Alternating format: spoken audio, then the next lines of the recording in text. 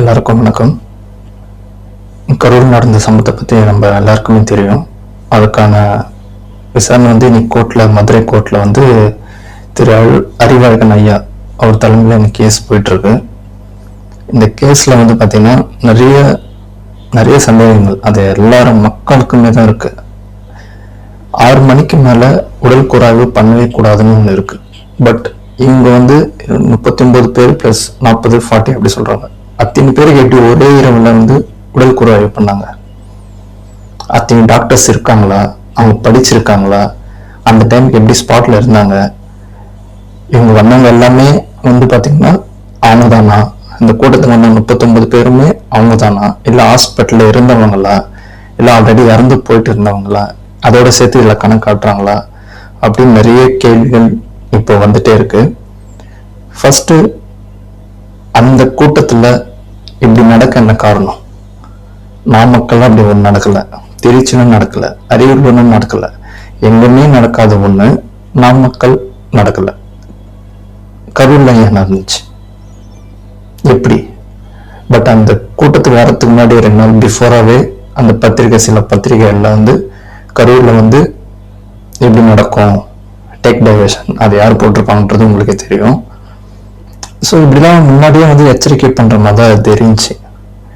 அப்படி இருந்தும் நம்ம பிரச்சாரம் பண்ணியும் அடுத்த செகண்ட் ஒன்னொன்னா சிம்டம்ஸ் தெரிய ஆரம்பிக்குது.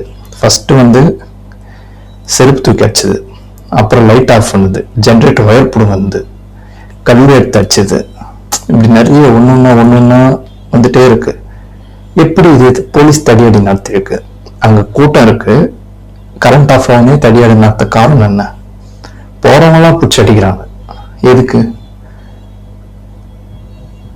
இறந்துருக்காங்க, இறந்தவங்களுக்கு போயிட்டு எட்டு போறதுக்குள்ள அங்க பாத்தீங்கன்னா செஞ்சில் பாலாஜி இருக்காரு.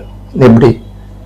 மீடியா போகுது, போலீஸ் போகுது, அமைச்சர் போறாங்க, சிஎம் சென்னையில இருந்து கரூருக்கு வராரு, அன்பில் மகேஷ் பாத்தீங்கன்னா திருச்சியில இருந்து பாத்தீங்கன்னா இங்க வராரு.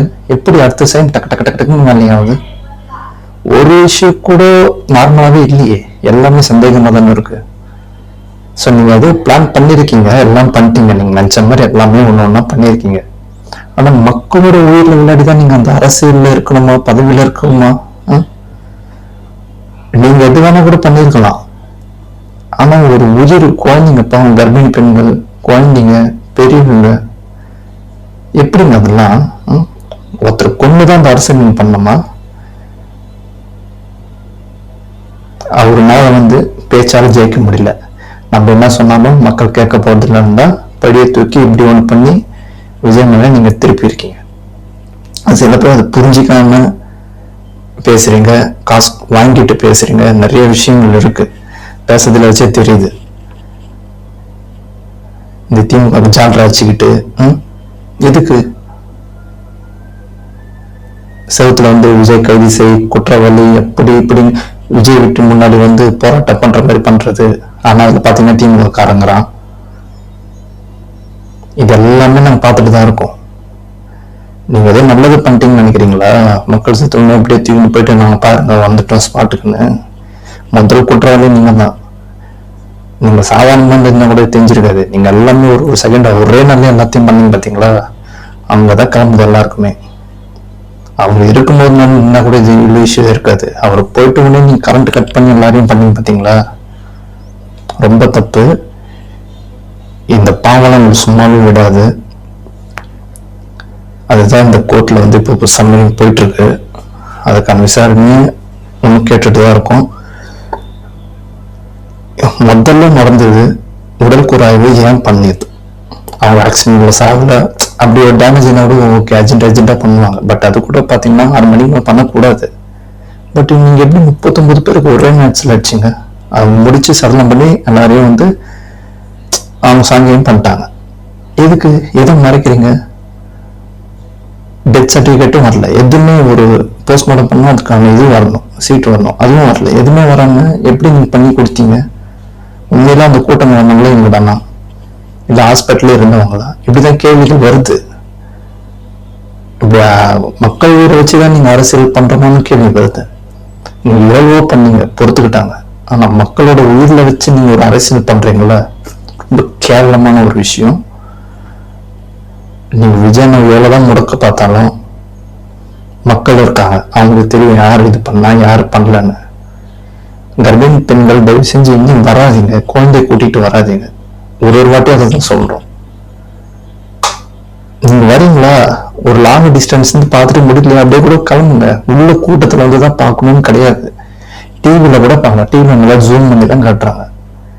அப்படின்னா உங்க உயிர் உங்களுக்கு முக்கியம், புரியுதுங்களா? அதனால கொஞ்சம் அவாய்ட் பண்ணீங்க. இப்போ நிறைய இது ஒரு சாக்கா வச்சு எவ்வளவு பாலிடிக்ஸ் பண்றான்னு தெரியுது உங்களுக்கு. செத்தவங்களை வச்சும் பாலிடிக்ஸ் நடந்துட்டு இருக்கு. அதெல்லாம் யோசிங்க தயவு செஞ்சு. ஒரு நாள் பார்க்கறதுக்கு உங்க உயிரை விட்டுறீங்க, அதை வச்சு ஒரு அரசியல் போயிட்டு இருக்கு. இந்த அரசியல் பேசுறவங்க கூட நம்பிடலாம், ஆனா கூடவே ஒர்க் பண்ணாங்க பாத்தீங்களா இந்த படத்துலலாம், அவங்களால நம்பவே கூடாது. கிடைச்சா போதும் அப்படியே போட்டு நசிக்கிறது இல்ல, அவ்வளவு வண்ணம். விஜய் கைது செய்யணும், விஜய் சும்மா விடக்கூடாது. ஒரு சேனலை பார்த்தேன், அவரு உங்களுக்கும் தெரியும், இப்போ அவங்க பொண்ணு கூட திமுக தான் இருக்காங்க, விச்சின்றாரு, அப்படி இப்படி எதோ பண்றாரு. எதுக்கு என்னன்னு தெரிஞ்சுட்டு பேசுங்க. எதுக்கு இந்த கூட்டம் ஆயிடுச்சு, ஏன் இதனால ஆயிடுச்சுன்னு யோசிங்க. எத்தனை விஜய் தான் பண்ணாரு, விஜய் நல்லா ஆச்சுன்னு அவர் மாதிரி ஒரு பிளேட் கொடுத்துறீங்களே, மக்கள் யாருமே ஏமாற மாட்டாங்க, எல்லாருமே தெளிவா இருக்காங்க. ஆனா மக்களோட விளையாட்டிங்கள ஒருவர் அவர் ஒழிஞ்சிட்டாரு அப்படி இப்படின்னு சொல்லாது. ஒருவர் நியாயத்தை கண்டிப்பா கிடைப்பாரு. மக்களை சந்திக்கிறதுக்கு இறந்து போன அவங்களுக்கு நிவாரண குழுவத்துக்கு தளபதி கோர்ட்ல கேட்டிருக்காரு போலீஸ் கிட்ட. அந்த உண்மை என்ன ரீசன் தெரியல, எல்லாருமே ஒழிஞ்சிட்டாங்கன்றீங்க. இதுக்கான பதிலாம் வந்துடும் சரிங்களா? இது அவங்க வராத வரைக்கும் நீங்க இதை வச்சு அரசியல் பண்ணிட்டு தான் இருப்பீங்க, தெரியும்.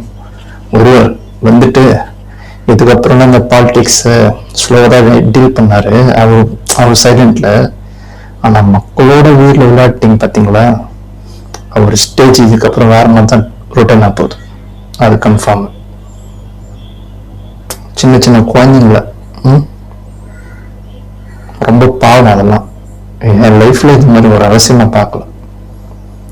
எனக்கு இன்னும் சந்தேகம், உண்மைதான் அவங்க கூட்டத்தில் வந்தாங்களான்றதான் டவுட். பெரியவங்களும் இறந்துருக்காங்கன்னா அப்போ அவங்களாம் இறந்தவங்களா ஹாஸ்பிட்டல்ல, இல்ல கூட்டத்துல வந்தாங்களா, இல்ல நீங்க அப்படி ஒரு கணக்கு காட்டுறீங்களா? ஒரே நேரத்துல எப்படி ஒரு உடல் குறைவு நடந்துச்சு? 39 பேருக்கு அத்தனை டாக்டர் எப்படி வந்தாங்க? அவங்கள படிச்சிருக்காங்களா? போஸ்ட்மார்ட்டம் பண்ணி டக்குனு இடத்துல கொடுத்துட்டு அவங்கள அடக்கம் பண்ணிட்டாங்க. எப்படி இதுல உடனே அடுத்த ஒரே நாள் ஒரே நைட்ல அவ்வளவு விஷயம் நடக்குது? மக்கள் கொஞ்சம் தெளிவா இருங்க, புரிஞ்சுக்குங்க, என்ன நடக்குதுன்னு தெரிஞ்சுங்க. உங்களை சுத்தி தான் எல்லாமே நடக்குது. கேள்வி கேளுங்க, யார கேட்கணுமோ மனசார கேளுங்க, விட்டுறாதீங்க. இது உயிர், மக்கள் நம்பதான் தெளிவா இருக்கணும். அரசியல் பண்றவங்க இதை வச்சு என்ன வேணா பண்ணுவாங்க. ஸோ நீங்க கொஞ்சம் கேர்ஃபுல்லா இருங்க, நிதானமா இருங்க, பார்த்து பேசுங்க, யாரையும் விடாதீங்க. இது மாறும், 26ல கண்டிப்பா மாறும். அந்த பாம்பெல்லாம் உங்களுக்கு சும்மாவே விடாது, சத்தியமா சொல்றேன். ரொம்ப கஷ்டமா இருக்கு அதெல்லாம் கேட்கும்போது. இன்னும் விசாரணை இருக்கும், அது நல்லபடியா நல்ல தீர்ப்பு வரணும். அது காரணமானவங்க கண்டிப்பா நடவடிக்கை எடுக்கணும், தண்டிக்கணும், சிபிஐ கொண்டு போகணும். இந்த மின்தடை அதிகாரிகள் பாத்தீங்கன்னா மரத்துல தொங்கினாங்க, அதனால நம்ம கட் பண்ணோம், அப்புறம் நாங்க விட்டுட்டோன்றாங்க. அது எல்லாமே போய் நைட்ல போய் யார் மரத்தில் தொங்கினா? கரண்ட் ஆஃப் ஆனது 10 நிமிஷம் கிட்ட ஆஃப் ஆச்சு. ஏன்? அதெல்லாம் அவங்க சொல்லல. எல்லாருமே யாருக்கு வேலை செய்யறாங்கன்னு தெரியும். கேர்ஃபுல்லா இருங்க. எது சொன்னாலும் அதுல ஒரு கேள்வி கேளுங்க. நல்லவங்க மாதிரி அப்படியே பேசுவாங்க, நம்புற மாதிரி பேசுவாங்க, ஒண்ணுமே தெரியாத மாதிரி பேசுவாங்க. அவங்களோட லிஸ்ட் எடுத்து பாருங்க, அவங்க யாருன்னு பின்னாடி விசாரிங்க. மக்கள் நீங்க தான் கேட்கணும். ஒருத்தன் கேட்டாலும் இங்க வேலைக்கு ஆகாது, எல்லாருமே கேட்கணும். கேட்டா மட்டும்தான் இங்க நடக்கும். எல்லாருமே கேர்ஃபுல்லா இருங்க, உஷாரா இருங்க, கரெக்டா பேசுங்க. ஃபர்ஸ்ட் தெரிஞ்சுட்டு பேசுங்க, யாரையும் நம்பாதீங்க. உங்களுக்கு ஒன்று தோணுங்கள, இதுதான் நடந்திருக்கும், இப்படிதான் இருக்கும், இவங்க தான் அப்படின்னு, அதை மட்டும் நம்புங்க. நீ வரப்போற நாட்கள்ல பார்க்கலாம். நல்லதே நடக்கும். வெற்றி நிச்சயம். தேங்க்யூ.